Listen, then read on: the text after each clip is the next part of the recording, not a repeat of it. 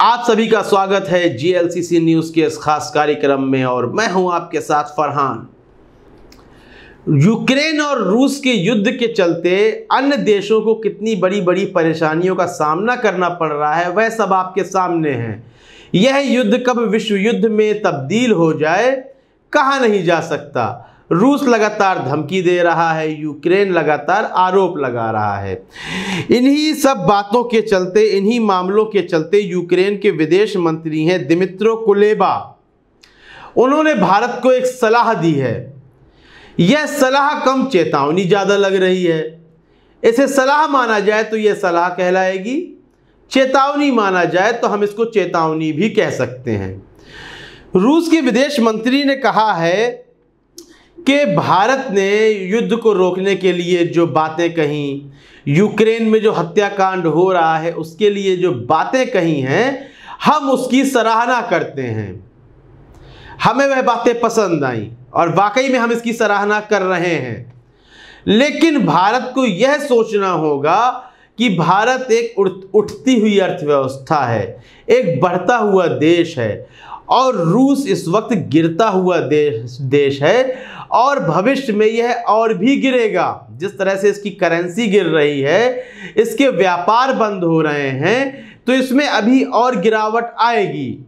यह क्यों कहा है यूक्रेन के विदेश मंत्री ने? जिस तरह भारत ने रूस के खिलाफ वोट नहीं किया है, इसको लेकर यह बात कही है कि भारत रूस के साथ ना खड़ा हो, क्योंकि रूस एक गिरती हुई अर्थव्यवस्था है आज के दौर में, भविष्य में और भी गिरेगा। और भारत उठती हुई अर्थव्यवस्था है, तो भारत को रूस के साथ ना खड़े होकर के अन्य देशों के साथ, यानी यूक्रेन के साथ, अमेरिका के साथ और अन्य यूरोपीय देशों के साथ खड़ा होना चाहिए। इतना ही नहीं, यह बात यही नहीं रुकी। भारत की जो रक्षा सुरक्षा संबंधी डील है, हथियारों को लेकर डील है, रूस के साथ एक बहुत बड़ी डील होती है भारत की। तो इसमें यूक्रेन के विदेश मंत्री ने यह कहा है कि भारत ने क्या यह नहीं देखा कि इस युद्ध के दौरान हमने उसकी अपडेटेड टेक्नोलॉजी को, नवीनतम हथियारों को किस तरह से मार गिराया है, किस तरह से ध्वस्त कर दिया है। रूस एक तरफा कब्जा करने में नाकाम रहा है उन हथियारों की बदौलत जिन हथियारों से वह पूरे विश्व को डराने की कोशिश करता था। तो क्या भारत सुनिश्चित कर सकता है कि इन हथियारों की खरीद फरोख्त के बाद वह अपनी सुरक्षा कर पाएगा? जब रूस नाकाम रहा इन हथियारों की बदौलत, तो भारत को आखिर यह हथियार कैसे फायदा पहुंचा सकते हैं, यह यूक्रेन ने कहा।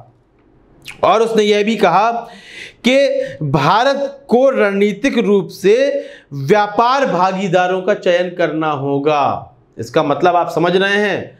देखिए, मैं इसकी व्याख्या करता हूं। यूक्रेन ने कहा है कि जो रणनीति है भारत की वह बदलनी होगी।